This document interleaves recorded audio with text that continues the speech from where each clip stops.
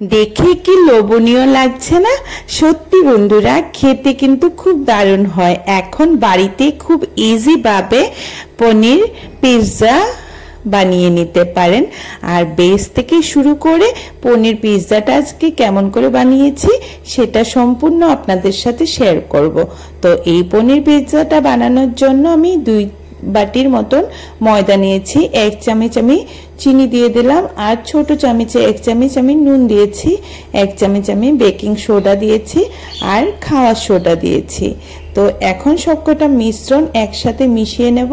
আর এই সেটে 1 বাটির মতন আমি টক দই নিয়ে নিচ্ছি। তো টক দইটা আমি 1 বাটির মতন নিয়ে সাইড করে রেখে দেব। আর এই সেটে সবকটা মিশ্রণ আমি ভালো করে মিশিয়ে নেব। তো নমস্কার বন্ধুরা, মিলিস কিচেন অ্যান্ড ব্লগে আরও একটা নতুন রেসিপি দেখার জন্য সবাইকে নিমন্ত্রণ জানানো রইল। তো আজকের এই পনির পিৎজাটা আমি কেমন করে বানাচ্ছি বেস সহ আপনাদের সাথে শেয়ার করব। তো ভিডিওটা শেষ পর্যন্ত দেখার জন্য অনুরোধ রইল। তো দেখুন, আমার সবকটা মিশ্রণ ভালো করে মিশিয়ে নিয়েছি। এখন কি করব, আমি অল্প অল্প করে দই দিয়ে মাখিয়ে নেব। আর আমার মনে হচ্ছে যে এই 2 বাটি ময়দার সাথে 1 বাটি দই লাগবে, তার জন্য সবকটা দই আমি একসাথেই দিয়ে দিলাম। তো এখন আমি ভালো করে এই মিশ্রণটাকে মেখে নিচ্ছি। আর মেখে মেখে আমি একটা ডো রেডি করে নেব। আমার প্রয়োজন পড়লে আমি আর অল্প দই অ্যাড করব, কিন্তু আমার এখানে আর প্রয়োজন পড়বে না বলে মনে হচ্ছে, তার জন্য এমন করে ভালো করে একটু টাইম নিয়ে মাখিয়ে নিচ্ছি এই ডোটাকে।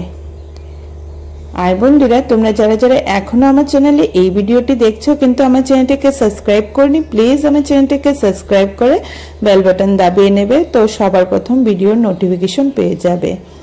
তো দেখুন, আমি ভালো করে এই ডোটাকে মেখে নিচ্ছি হাতের সাহায্যে। তো এমন করে একটু টাইম নিয়ে ডোটাকে মেখে নিতে হবে।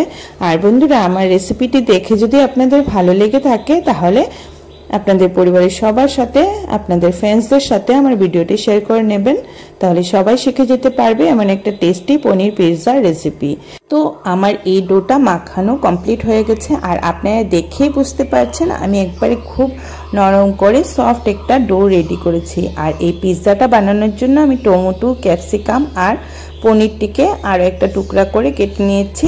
আর পেঁয়াজও এমন সাইজ করে কেটে নিয়েছি। আর কড়াইটা বসিয়ে বালু দিয়ে আর একটা স্টেনার দিয়ে আমি ঢাকনা দিয়ে প্রিহিট করে নিচ্ছি। আর এই পনির পিৎজাটা বানানোর জন্য 2টা ম্যাগি মশলা আমি নিয়েছি। এখন ম্যাগি মশলাটা প্যাকেট থেকে বের করে একটা বাটিতে নিয়ে নেব। তো দেখুন, ম্যাগি মশলাটা আমি বাটিতে নিয়ে নিলাম। আর এই সেটা আমার প্রিহিট হয়ে যাচ্ছে।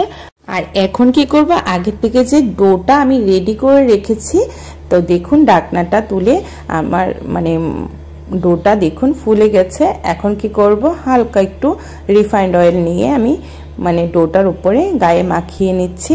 আর আমি এখান থেকে লেচি কেটে নেব। তো এই ডোটার থেকে আমি 5টা লেচি কেটে পিৎজার বেসের জন্য নিয়ে নেব।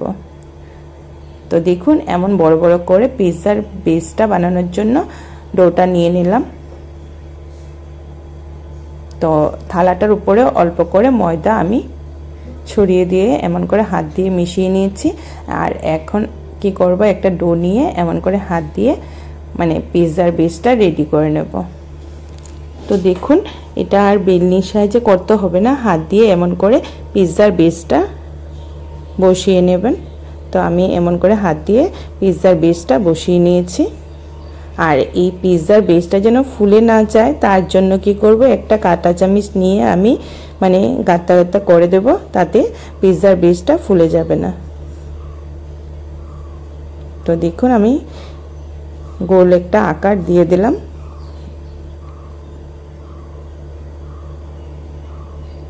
তো সুন্দর করে পিৎজার বেসটা আমি বসিয়ে নিয়েছি থালার উপরে।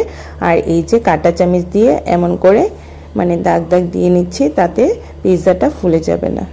তো এমন করে নিতে হবে। তারপর কি করলাম, আমি এখানে পিৎজা সিজনিং 1 চামচ নিয়ে নিলাম। আর সাথে আমি 1 থেকে 1.5 চামচের মতন সস নিয়ে নেব। চিলি আর টমেটোর যে সসটা আছে সেই সসটাই আমি এখানে নিয়ে নিলাম। তো এখন পিৎজার গায়ে ভালো করে মাখিয়ে নিচ্ছি। মাখিয়ে নিতে হবে এমন করে। তো আমি পিৎজার গায়ে সসটাকে এমন করে লাগিয়ে নিলাম। আর এই যে আমি চিজ স্প্রেডটা আমি 1 চামচের মতো নিচ্ছি। আর এখন ভালো করে চিজটাকেও পিৎজার গায়ে এমন করে ছড়িয়ে লাগিয়ে দেব। তো একটা চামচ দিয়ে এমন করে লাগিয়ে নিতে হবে। তো দেখুন লাগানো আমার কমপ্লিট। আর এখন কি করব, আগে থেকে যে পেঁয়াজ কেটে রেখেছিলাম কিউব সাইজে, সেই পেঁয়াজটি দিয়ে দিলাম, ক্যাপসিকামও দিয়ে দিয়েছি, টমেটো দিয়ে দিয়েছি। আর এখানে আমি জায়গায় জায়গায় আমি পনির বসিয়ে দিয়েছি। আর চিলি ফ্লেক্স অল্প করে দিয়ে তার উপরে ম্যাগি মশলাটা দিয়ে আমার এই পিৎজাটা মানে রেডি করে নিয়েছি। আর আগের থেকে যে আমি হিট করে রেখেছিলাম কড়াইটার উপরে বালু দিয়ে স্টেনার বসিয়ে, তো সেই স্টেনারটার উপরে আমি পিৎজাটা দিয়ে দিলাম। আর এখন ঢাকনা দিয়ে ঢেকে রেখে দেব 20 মিনিটের জন্য। তো 20 মিনিটে আমার এই পিৎজাটা রেডি হয়ে যাবে। তো এই সেটে একটা পিৎজা রেডি হতে হতে আর একটা পিৎজা আমি বেসটা রেডি করে নিচ্ছি। তো দেখুন আমার পিৎজাটা এমন করে গোল একটা আকার দিয়ে কাঁটা চামচ দিয়ে এমন করে নিয়েছি। আর এখন সসটাকে এখন আমি পিৎজার গায়ে লাগিয়ে নিচ্ছি। আর পিৎজা সস আর চিলি আর টমেটো সসটা এখন আমি 1 চামচ করে নিয়ে পিৎজার গায়ে লাগিয়ে নিয়েছি। আর এই যে চিজটা দিয়ে দিলাম, দিয়ে ভালো করে এমন করে লাগিয়ে নিয়েছি। এই করে আমার পিৎজাটা রেডি করে নিয়েছি। আর এই সেটে আমার 20 মিনিট হয়ে গেছে আর পিৎজাটাও রেডি হয়ে গেছে। এখন এই পিৎজাটাকে নামিয়ে নিয়েছি। তো ঠান্ডা করে আমি এটাকে 4 টুকরা করে নেব। তো এই করে আমি সার্ভ করে নেব। তো এই সেটে আরেকটা পিৎজা আমি বসিয়ে দিয়েছি, সেই পিৎজাটাও নামিয়ে আপনাদের সাথে শেয়ার করছি।